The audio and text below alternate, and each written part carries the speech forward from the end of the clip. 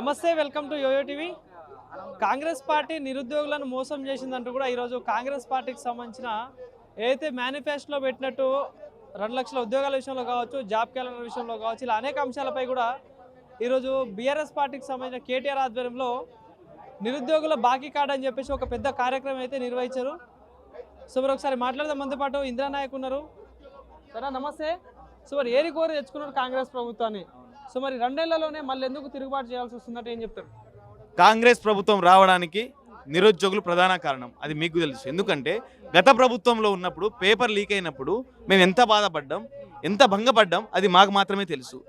ఈ బీఆర్ఎస్ ప్రభుత్వం, అప్పుడున్న బీఆర్ఎస్ ప్రభుత్వం పోతే మాకు ఉద్యోగాలు వస్తాయని చెప్పేసి కాంగ్రెస్ పార్టీ కోసం ఎవ్వరు కూడా సాహసం చేయని విధంగా మేము కాంగ్రెస్ పార్టీ కోసం బస్ యాత్రలు చేసినాం.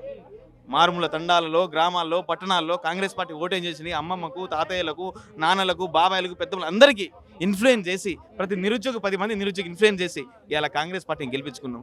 కాంగ్రెస్ పార్టీ గెలిచిన తర్వాత మొదటి సంవత్సరం 2 లక్షల ఉద్యోగాలు ఇస్తా అన్నారు. సరే, కొత్త ప్రభుత్వం, మన ప్రభుత్వం మొదటి సంవత్సరంలో ఆర్థిక భారంతో ఉన్నారని చెప్పేసి మేమేం అడగలేకపోయాం. కానీ దాదాపు 2 సంవత్సరాలు గడుస్తున్నా కూడా ఒక్క నోటిఫికేషన్ ఇవ్వని పరిస్థితి. గత ప్రభుత్వం ఇచ్చిన నోటిఫికేషన్లను, అంటే మందికి పుట్టిన పిల్లలను వీళ్ళు పేర్లు పెడుతుర్రు, వీళ్ళు పేర్లు మాత్రమే పెడుతుర్రు. అరే, గతంలో ఇచ్చిన నోటిఫికేషన్ నా దగ్గర అన్ని ఆధారాలు ఉన్నాయి. అన్ని ఏ ఇయర్లో వచ్చినాయి నోటిఫికేషన్స్, అవన్నీ జీవోలు కూడా నా దగ్గర పేపర్ రూపంలో భద్రంగా ఉన్నాయి చూపెట్టడానికి. ఎందుకు అట్లా చేస్తుర్రు? మేము అడిగింది మీ ఎమ్మెల్యే పదనో, మీ ఎంపీటీసీ పదనో, మీ జడ్పీటీసీ పదలో కాదయ్యా. మేము అడిగింది మాకు కావాల్సిన ఉద్యోగాలు, మాకు రావాల్సిన హక్కులు, మాకు మీరు ఇవ్వాల్సిన ఉద్యోగాలు మాత్రమే అడుగుతున్నాం. కానీ ఇలా ఏం చేస్తున్నారు? ఎవరైతే అడుగుతున్నారో, ఎవరైతే మాట్లాడుతున్నారో మా మీద కేసులు పెట్టే ప్రయత్నం చేస్తున్నారు.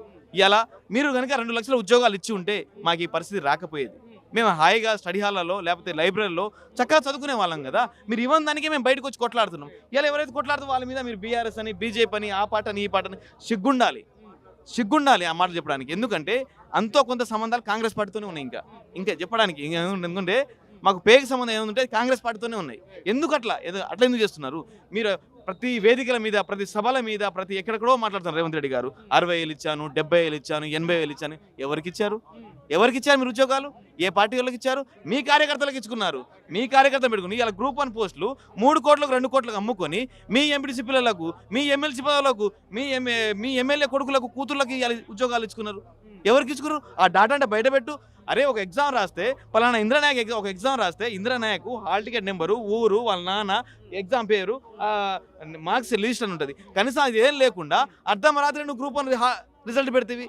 అది కూడా మంచి పెట్టినావంటే మెయిన్స్ని మైనస్ అని, ఎగనిస్ట్ని ఎగైన్ అని ఏమేమి తప్పులు అంత అవసరం ఏముంది? ఒక గవర్నమెంట్ ఆఫీసు 5 గంటలకు 6 గంటలకు పనిచేయడము అరుదు. కానీ టీజీపీఎస్సీ దాదాపు నైట్ అర్ధరాత్రి 12 గంటలకు తెరిచి కూడా పని చేసినప్పుడు దొంగల కిందే వస్తుంది. అంటే కాంగ్రెస్ పార్టీ కోసం అనేక బస్ యాత్రలు చేసినామని చెప్తా ఉన్నారు. సో మరి ఇప్పుడు కాంగ్రెస్ పార్టీ 2 సంవత్సరాలు పూర్తయింది. సో ఇప్పుడు జూబ్లీస్ ఉప ఎన్నిక రాబోతుంది. సో మీ పైన అనేకమైన ఆరోపణలు చేస్తూ ఉన్నారు. బీఆర్ఎస్ పార్టీ అని, బీజేపీ పార్టీ అని, సో అనేకమైన అలిగేన్స్ చేస్తూ ఉన్నారు. సో ఏంటి మరి మళ్ళీ కాంగ్రెస్ పార్టీని ఓడగొట్టే ప్రయత్నం చేస్తారా? ఏమైనా మళ్ళీ బస్ యాత్ర కార్యక్రమం నిర్వహిస్తూ ఉన్నారా? 100% కాంగ్రెస్ పార్టీని ఓడగొడతాం, తిరుగులేదు. మా అభ్యర్థి గెలుస్తుంది. ఎందుకంటే నిరుద్యోగ అభ్యర్థి అయిన అస్మా బరిలో ఉంది, అందరికి తెలిసిన విషయమే. ఎందుకంటే అస్మా అనే అమ్మాయి బరిలో ఉంది. అక్కడ దాదాపుగా 46% ఓటర్లు యువకులు ఉన్నారు. మోతీనగర్ కావచ్చు, బోరాబండ కావచ్చు, యూసుఫ్ నగర్ కావచ్చు, వెంగళరావు నగర్ కావచ్చు, ఫిలిం నగర్ కావచ్చు, రెహమాన్ నగర్ కావచ్చు, ఇవన్నీ నగరాల్లో కూడా మా యువకులు 46% ఉన్నారు. మహిళలు 26% ఉన్నారు. మా మహిళా అభ్యర్థి. మేము వాళ్ళని టార్గెట్ చేసుకున్నా కూడా మేము గెలిచే అవకాశాలు పుష్కలంగా ఉన్నాయి. ఇలా ప్రధాన పోటీ బీఆర్ఎస్ కాంగ్రెస్ మధ్య అంటున్నారు. మేమంటున్నాం మాకు గవర్నమెంట్కే ఉంటుంది. నిరుద్యోగుల వర్సెస్ కాంగ్రెస్ పార్టీకి. మాకు బీజేపీ తెలియదు, బీఆర్ఎస్ తెలియదు.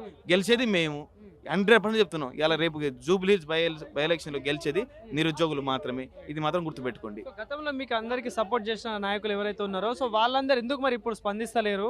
సో మరి ఏం చెప్పదలుచుకున్నారు దానికి సంబంధించి? ఇప్పుడు ఎవరైతే ఉన్నారో బల్మూరి వెంకట గారు, కోదండరామ్ గారు, రియాజ్ గారు, తెలంగాణ మేధావి అనుకునే ఆకునూరి మురళి గారు, వాళ్ళకు ఉద్యోగాలు వచ్చాయి, వాళ్ళ పదవులు వచ్చాయి కాబట్టి పెదాలు మూసుకొని పోయినాయి.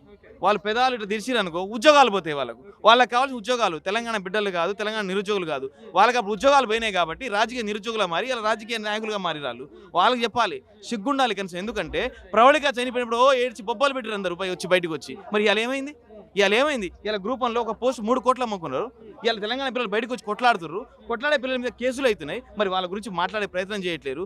జూబ్లీహిల్స్లో మాకు మద్దతు ఇవ్వండి, బీజేపీకి మద్దతు ఇవ్వండి, బీఆర్ఎస్ మద్దతు ఇవ్వండి అని చెప్పేసి లంగనాటకాలు ఆడుతున్నారు ఒక్కొక్కరు. కాబట్టి ఒకటే చెప్తున్నాను, రేపు జరగబోయే బైపోల్ ఎలక్షన్స్లో గెలిచేది నిరుద్యోగులు మాత్రమే. ఇది మాత్రం గుర్తుపెట్టుకోండి.